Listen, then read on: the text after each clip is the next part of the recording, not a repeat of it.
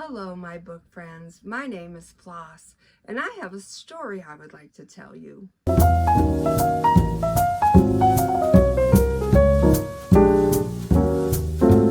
How are you doing? Are you doing well? Gosh, I hope you are. Let's do some table topics. One little teeny tiny table topic, huh? Let's do that. I have no idea what we're getting ourselves into today, but here is the magic question. Comment below with your answer. If you could do something dangerous just once with no risk, what would you do? Oh, that's a good one.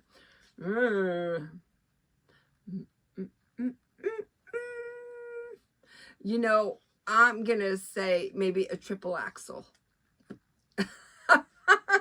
I like ice skating, so, but I would be too afraid to try and, turn that many times. So maybe I would try that. Or maybe something gymnastic-y, when they're running and they're doing all those somersaults and all that fancy footwork. Maybe something like that. I would be less fearful to try. Comment below, let me know if you could do something dangerous. Or maybe I would get shot out of a cannon. That isn't a bad option either. Okay, now for real, comment below and let me know, what would you do if you could do something dangerous without getting harmed just one time? All right.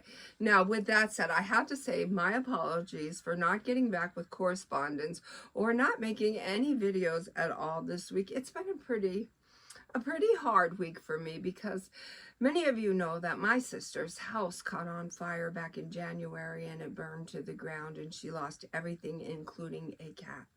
And she came in, she stayed with me. And in the beginning, she said she would stay with me for a little while, then with our other sister, and then with our mother. And I thought maybe she was just saying that.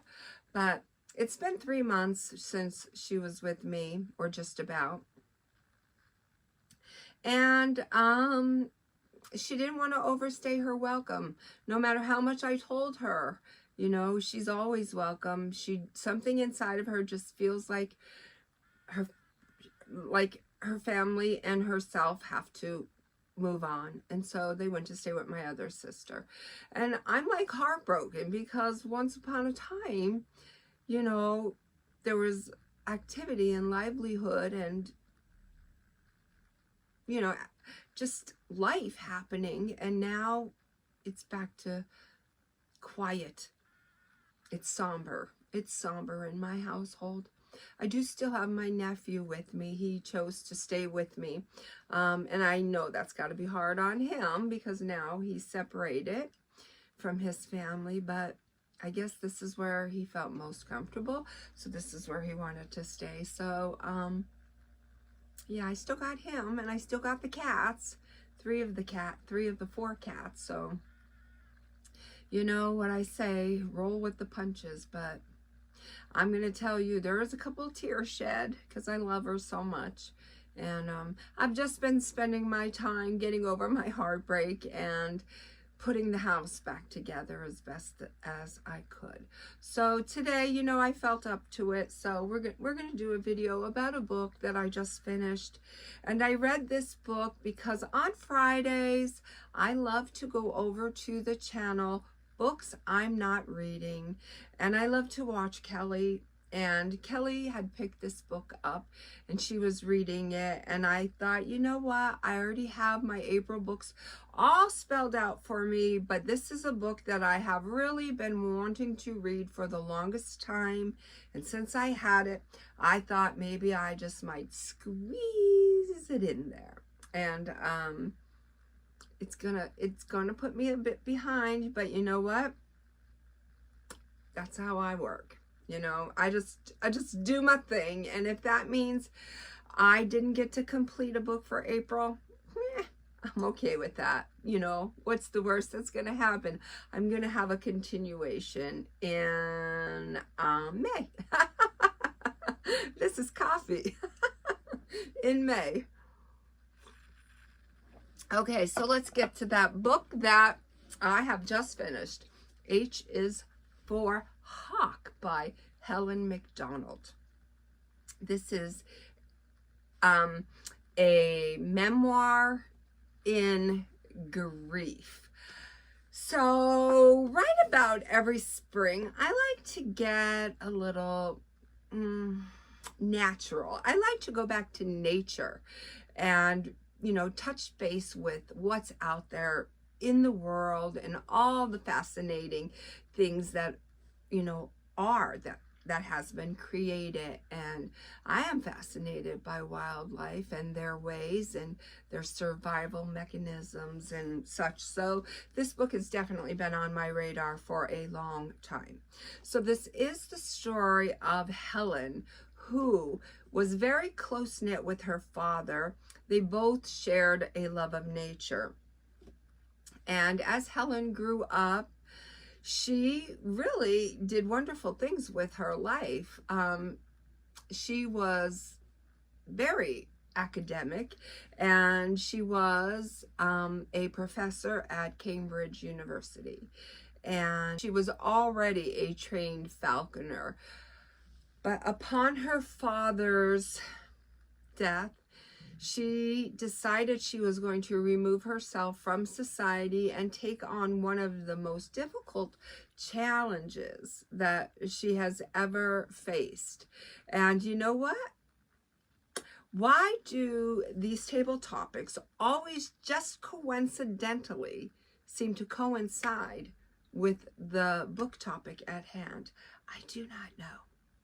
But anyways, I'll get shot out of a cannon. Helen, she wanted to take on the challenge of bringing up a northern goshawk. Now that they say that they are one of the wildest and most difficult hawks to train. And I have to say, in listening to her go through the motions, I myself was a nervous wreck for this bird. My heart went out for this bird because there are so many things that this bird has to learn in training. And, you know, Helen took quite a beating as far as the talons landing in maybe her shoulder or her arm, or that's why they wear special gloves, mesh gloves, so they can avoid these disasters, catastrophes.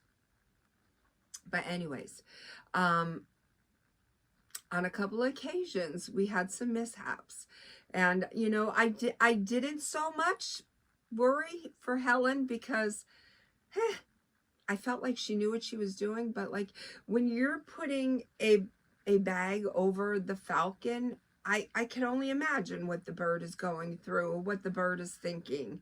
You know, that's got to be scary. I think if you read this book, you're going to find out quite a bit about hawks. Now, I knew nothing about them whatsoever. My bird of choice will always be the owl, the wise old owl. So I definitely learned a thing or two about hawks. And I have to say that, yes, I hold them near and dear to my heart now.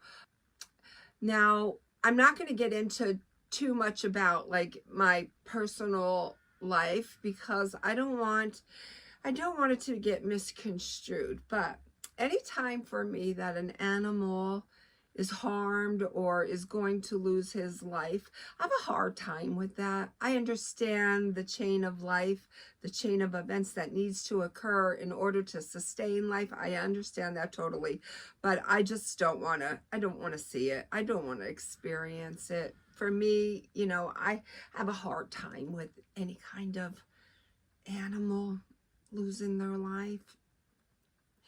I just do.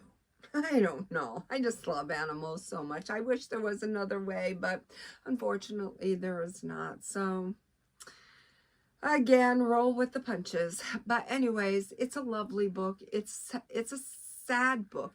Helen, but it's not that sad that you shouldn't read it. it's a very educational book. You are going to learn a lot of life lessons from this book.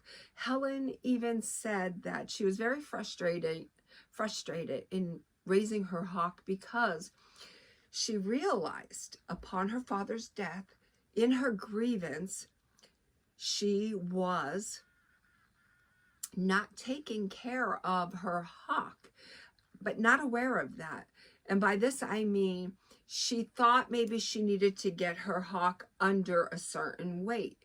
And then when certain things didn't work out, she thought she needed to up the hawk's weight. And when it didn't work out, she began to get very frustrated, and she sought the help of a professional, and he told her immediately what the problem was and what to do, how to rectify that.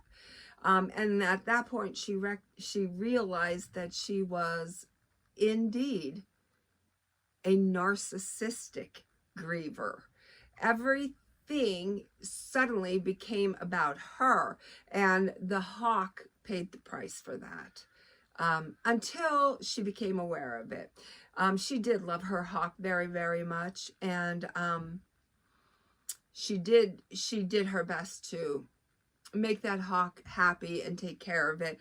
It's just that she herself was learning about the hawk and about her own grievances, and she was just in a really dark place. She lost her mate, she lost her house, her bills were surmounting.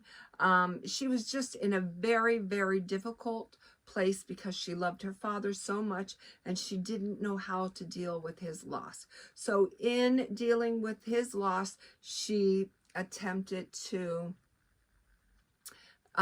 train a northern goshawk. And this is the story of how that went. And you know what? If you love nature, if you love animals, if you love education, if you like to learn new things, this is a wonderful book. You know, it is said that it quickly rose to the top of the charts, and she won 2 prestigious awards for this book. So yeah, I would recommend it, absolutely. And I'm going to give it, am I going to give it stars? Nah, meh, not this time. No stars. But I just want you to know it's a wonderful book, wonderful. Okay, you twisted my arm. We'll give it 4. We'll give it 4 stars. If you have read it, comment below. Let me know what you think of it. And if it is on your radar and you plan on reading it, when you do, let me know. Let me know. What did you think about it? How did you come out of this book? Did you enjoy it? Or maybe it wasn't for you. I don't know. But you know what? It definitely was for me because I love nature, I love animals, and I love to learn. Until my next video, know that I love you. Be well, be good, be reading, and may all your dreams come true.